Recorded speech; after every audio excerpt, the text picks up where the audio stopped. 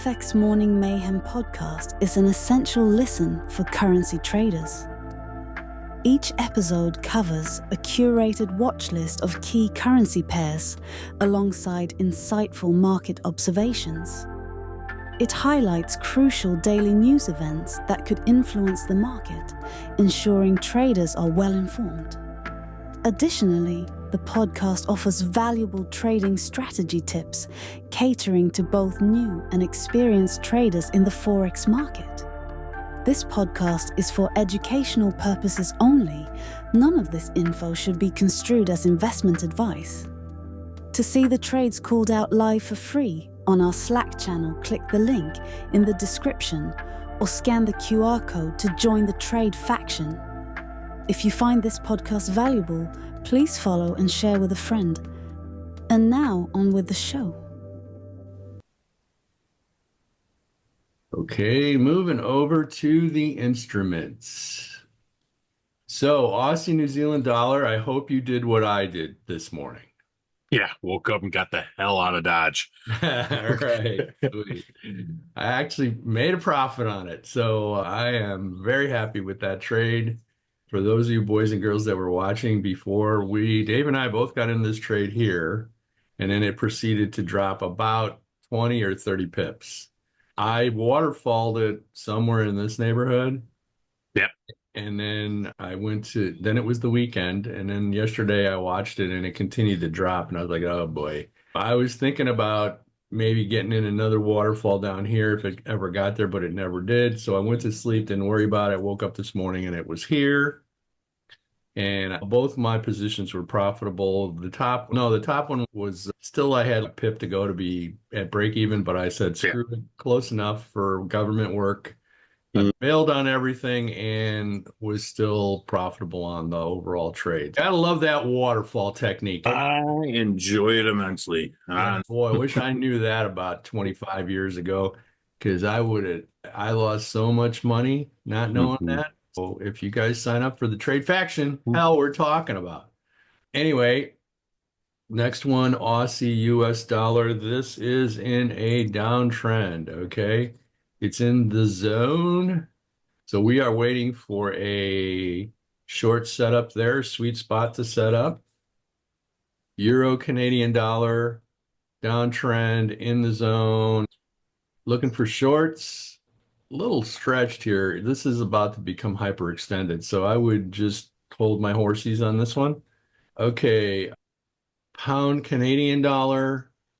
Downtrend, looking for shorts, but this one is hyperextended. We are bright yellow here, so nothing to do there. New Zealand US dollar downtrend inception zone. This is in a nice setup. So we're waiting for a sweet spot to set up for AI to find us a trade to do. And here's the Singapore dollar, Swissy franc. We are in the zone. So we are looking for longs.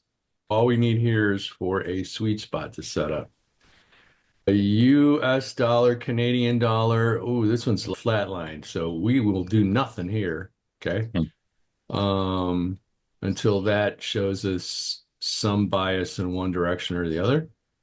And then US dollar, Swissy franc, strong uptrend in the zone, looking for longs, but we're hyperextended, so we're going to ignore that. Okay, so news for today. There's like none. Literally, there's like none. Yeah, I mean, for the next couple of days, that's till weird. tomorrow. Why is that? That's weird. What's significant about this week? I don't know. Other than I got to pay my credit cards. Start of tax season? Maybe. Fed budget balance at 1, but that's a colored folder, so it's not. There's nothing there. Nothing until past 5:30, and all of those are like nothings. I don't know. I guess I wouldn't worry about news today. So that brings us to Market Insights section. So what investment related to Trump has outperformed since the early 80s? Some instrument that has outperformed the market since the 80s related to Trump.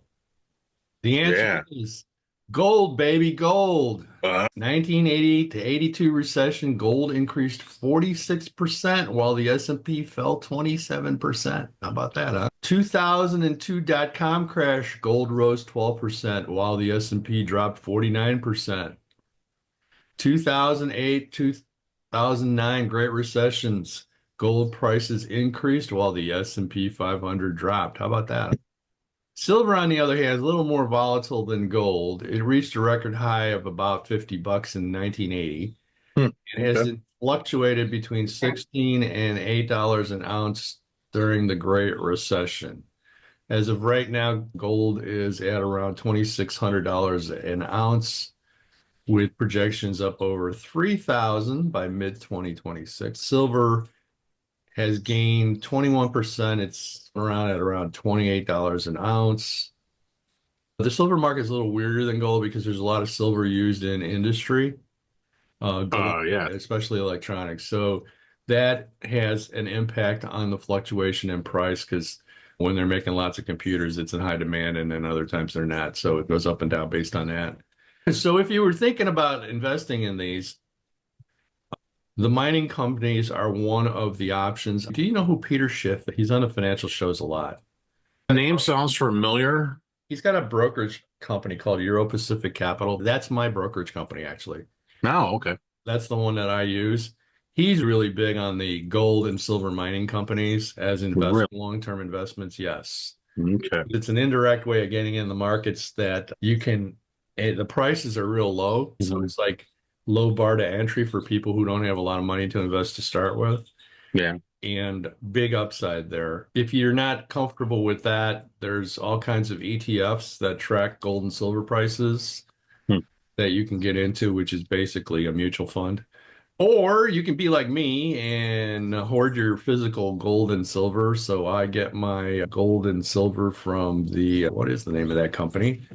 It is Money Metals Exchange. Ah. When I looked this up, they were ranked the number one precious metal broker. And I would agree with that. They're super easy to use. The people are very knowledgeable. They will buy back your gold as easily as they will sell it to you. Whereas there's other people that I've dealt with that were a pain in the ass about that. And they insure your as well when they ship it, and it has to be signed for and all that kind of good stuff. And you can set up these, I think they call them like these gold and silver savings plans.